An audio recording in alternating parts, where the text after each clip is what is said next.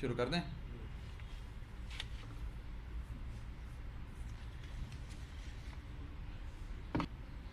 अगर आज Bharatiya Janata party join कर लेते हैं तो उन पर ईडी सीबीआई के सारे मुकदमे बंद हो जाएंगे। तृणमूल कांग्रेस के अभिषेक बैनर्जी अगर अपनी पार्टी छोड़कर भारतीय जनता पार्टी ज्वाइन कर लेते हैं तो उन पर सारे मुकदमे जो चल रहे हैं ईडी सीबीआई के, वो सारे बंद हो जाएंगे। संजय राउत अगर शिवसेना छोड़कर भारतीय जनता पार्टी ज्वाइन कर लेते हैं तो उन पर सीबीआई और ईडी के तमाम मुकदमे बंद हो जाएंगे। फारूक अब्दुल्ला साहब एनसी के अगर आज नेशनल कॉन्फ्रेंस छोड़कर भारतीय जनता पार्टी ज्वाइन कर लेते हैं तो उन पर ईडी सीबीआई के जितने मुकदमे चल रहे हैं सब बंद हो जाएंगे। कर्नाटक के कांग्रेस के नेता डीके शिव कुमार अगर आज कांग्रेस पार्टी छोड़कर भारतीय जनता पार्टी ज्वाइन कर लेते हैं तो ईडी सीबीआई के जितने मुकदमे उन पर चल रहे हैं वो बंद हो जाएंगे। के कविता टीआरएस पार्टी की नेता अगर आज टीआरएस छोड़कर भारतीय जनता पार्टी ज्वाइन कर लेती हैं तो उन पर ईडी सीबीआई के जितने मुकदमे चल रहे हैं वो बंद हो जाएंगे।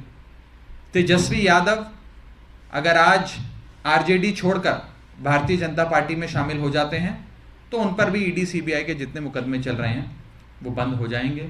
और ये एक लंबी फहरिस्त है, एक बहुत लंबी लिस्ट है विपक्ष के उन नेताओं पे जिन पर ईडी सीबीआई के मुकदमे एक राजनीतिक साजिश के तहत दर्ज किए गए।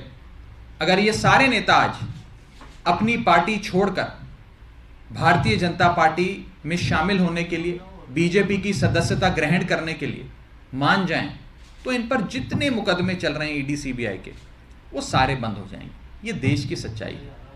मैं आपको ये बताना चाहूंगा कि कितने ऐसे नेता हैं, इसकी भी बड़ी लंबी लिस्ट है, जो जब अपनी अपनी पॉलिटिकल पार्टीज में थे, गैर भाजपा राजनीतिक दल का हिस्सा थे, तो उन पर भ्रष्टाचार के आरोप लगे, गंभीर आरोप लगे, सीबीईडीआई ने मुकदमे दर्ज कर दिए और जैसे ही उन्होंने अपनी पार्टी छोड़कर ईडी ज्वाइन कर ली, बीजेपी ज्वाइन कर ली, ईडी और सीबीआई के तमाम मुकदमे उन पर जो चल रहे थे वो बंद हो गए।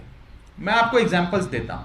हेमंत बिस्व शर्मा, जिन्हें नॉर्थ ईस्ट का अमित शाह कहा जाता है, बड़े राजनीतिक रणनीतिकार माने जाते हैं, इन पर गंभीर आरोप लगे थे भ्रष्टाचार के। एजेंसियों ने जांच शुरू कर दी।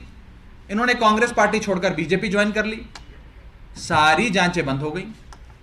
शुभेंदु अधिकारी बंगाल में हुए कथाकथित शारदा चिटफंड घोटाले के प्राइम अक्यूज कहे जाते थे, मुख्य अभियुक्त कहे जाते थे।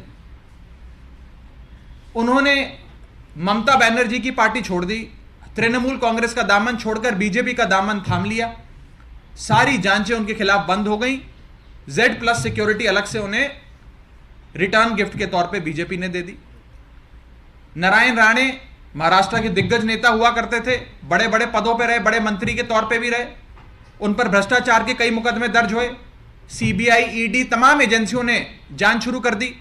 उन्होंने अपनी पार्टी छोड़कर भारतीय जनता पार्टी ज्वाइन कर ली, उन पर तमाम मुकदमे जो चल रहे थे वो सारे बंद हो गए। और ये एक लंबी लिस्ट है, ये लिस्ट खत्म नहीं होती है। मुकुल रॉय बंगाल के नेता थे, ममता बनर्जी की पार्टी में थे, उन्होंने तृणमूल कांग्रेस छोड़कर भारतीय जनता पार्टी ज्वाइन कर ली, उन पर तमाम मुकदमे जो चल रहे थे वो बंद हो गए। इसी तरह अगर आज मनीष सिसोदिया जी, सत्येंद्र जैन जी, तेजस्वी यादव, संजय राउत, फारूक अब्दुल्ला, के कविता, ये तमाम नेता अगर अपनी अपनी पार्टियां छोड़कर भारतीय जनता पार्टी में शामिल हो जाते हैं तो इन पर जितने मुकदमे चल रहे हैं, इनकम टैक्स के हों, पुलिस के हों, सीबीआई के हों, ईडी के हों, वो तमाम मुकदमे बंद हो जाएंगे। भारतीय जनता पार्टी एक ऐसी वॉशिंग मशीन है जो बिना डिटर्जेंट पाउडर के ही दमदार सफाई देती है। एक तरफ से कथाकथित भ्रष्टाचारी डालो और दूसरी तरफ से क्लीन चिट निकलती है। ये बीजेपी आज एक वॉशिंग मशीन बन गई है। एक तरफ मनीष सिसोदिया जी का उदाहरण है, जिन पर अगस्त 2022 में सीबीआई, ईडी ने मुकदमे दर्ज करे। अगस्त 2022 से लेकर आज मार्च 2023 तक मनीष सिसोदिया जी के घर पर रेड करी,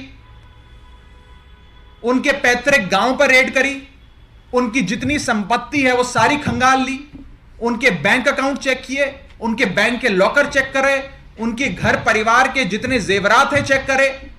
एक नया पैसा, जिम्मेदारी से कह रहा हूं, एक नया पैसा भारतीय जनता पार्टी की एजेंसियों को नहीं मिला। लेकिन फिर भी आज मनीष सिसोदिया जी को राजनीतिक कारणों के चलते ईडी और सीबीआई ने पकड़ के जेल में बंद कर दिया। और दूसरी ओर भारतीय जनता पार्टी के खुद के कर्नाटक के विधायक, आज से कुछ ही दिन पहले एक रेड में उनके घर पे 8 करोड़ रुपए नकद कैश मिला। Unaccounted ill gotten illegal wealth worth 8 crore rupees was recovered. और कोर्ट से इन एजेंसियों ने अपने ही बीजेपी के एमएलए को बेल तक दिलवा दी, एंटीसिपेटरी बेल दिलवा दी। क्रिमिनल जस्टिस सिस्टम का एक लौता ऐसा उदाहरण है कि कैश की रिकवरी होने के बाद, रंगे हाथों पकड़े जाने के बाद, 8 करोड़ रुपए की नकद राशि के साथ पकड़े जाने के बाद उस इंसान को जेल में नहीं बंद किया जाता, उसे ईडी और सीबीआई कोर्ट से बेल दिलवाती है। उसके बाद उसका खूब स्वागत होता है, हजारों लोगों की जन समर्थन रैली करवाकर, जुलूस निकालकर, रोड शो निकालकर उस शख्स का अभिनंदन किया जाता है। क्या फर्क है मनीष सिसोदिया और इस एमएलए में? मनीष सिसोदिया साहब के घर पे एक नया पैसा, एक फूटी कौड़ी नहीं मिली, लेकिन बीजेपी के इस विधायक के पास 8 करोड़ रुपए मिले। लेकिन आज मनीष सिसोदिया जेल में है, बीजेपी का यह विधायक कर्नाटक का जेल में नहीं है। बस मनीष सिसोदिया का एक ही अपराध है कि मनीष सिसोदिया ने अरविंद केजरीवाल और आम आदमी पार्टी का दामन थाम के 18 लाख बच्चों की जिंदगी बदलने का काम किया। और बीजेपी ने जब जब कहा हमारी पार्टी में शामिल हो जाओ, मनीष सिसोदिया ने कहा मैं जहर खाना पसंद करूंगा, लेकिन भारतीय जनता पार्टी में शामिल होना पसंद नहीं करूंगा। यह अपराध है मनीष सिसोदिया। मैं आपको बताना चाहूंगा सीबीआई की कार्यशैली। सीबीआई ने पिछले 8 सालों में 2014 से लेकर 2022 अंत तक जितने मुकदमे दर्ज करे, उसमें से 95% मुकदमे विपक्षी दल और विपक्षी दल के नेताओं पे दर्ज करे। 95% of the corruption cases, alleged corruption cases registered by the Central Bureau of Investigation since 2014 to 2022 have been cases against members of non-BJP political parties, members of the opposition. मैं आपको बताना चाहूंगा पार्टी वाइज ब्रेकअप कि कितने मुकदमे CBI ने कौन सी party के नेताओं के खिलाफ करे हुए हैं। तृणमूल कांग्रेस के 30 नेताओं के ऊपर, 30 लीडर्स के ऊपर सीबीआई ने मुकदमे दर्ज किए हैं। Congress party, Indian national Congress के 26 नेताओं के खिलाफ सीबीआई ने मुकदमे दर्ज करे हैं। आरजेडी, बिहार की पार्टी है, आरजेडी के खिलाफ 10 मुकदमे दर्ज किए हैं। बीजू जनता दल, उड़ीसा की पार्टी, नवीन पटनायक साहब की पार्टी, बीजू जनता दल के 10 नेताओं के खिलाफ मुकदमे दर्ज किए हुए हैं। वाईएसआरसीपी, आंध्र प्रदेश की पार्टी, इनके खिलाफ 6 मुकदमे सीबीआई के दर्ज किए हुए हैं। बीएसपी, बहुजन समाजवादी पार्टी, इसके 5 नेताओं के खिलाफ सीबीआई ने मुकदमे दर्ज करे हैं। चंद्रबाबू नायडू की पार्टी, टीडीपी, उनके खिलाफ 5 मुकदमे सीबीआई ने दर्ज करे हैं। आम आदमी पार्टी, हमारी पार्टी, इसके खिलाफ 4 नेताओं के खिलाफ सीबीआई ने मुकदमे दर्ज करे। समाजवादी पार्टी, 4 नेताओं के खिलाफ सीबीआई के मुकदमे। एआईएडीएम के 4 नेताओं के खिलाफ सीबीआई के मुकदमे। सीपीएम, वामपंथी सीपीएम के खिलाफ 4 नेताओं के खिलाफ सीबीआई ने मुकदमे दर्ज करे हुए। एनसीपी, 3 नेताओं के खिलाफ सीबीआई के मुकदमे दर्ज करे हुए। एनसी, नेशनल कॉन्फ्रेंस, 2 नेताओं के खिलाफ सीबीआई के मुकदमे। डीएमके, 2 नेताओं के खिलाफ सीबीआई के मुकदमे। पीडीपी एक नेता के खिलाफ सीबीआई का मुकदमा, टीआरएस 2 नेताओं के खिलाफ सीबीआई के मुकदमे। ये सीबीआई की कार्यशैली। इन एजेंसियों का ऐसा राजनीतिक प्रयोग तो आजाद भारत के इतिहास में आज तक नहीं हुआ। और मकसद एक है कि इस देश को विपक्ष मुक्त कर दो, इंडिया को ऑपोजिशन लेस कर दो और भारत के लोकतंत्र को एक तंत्र में बदल दो, तब्दील कर दो। Convert democracy into autocracy and make India an opposition less country.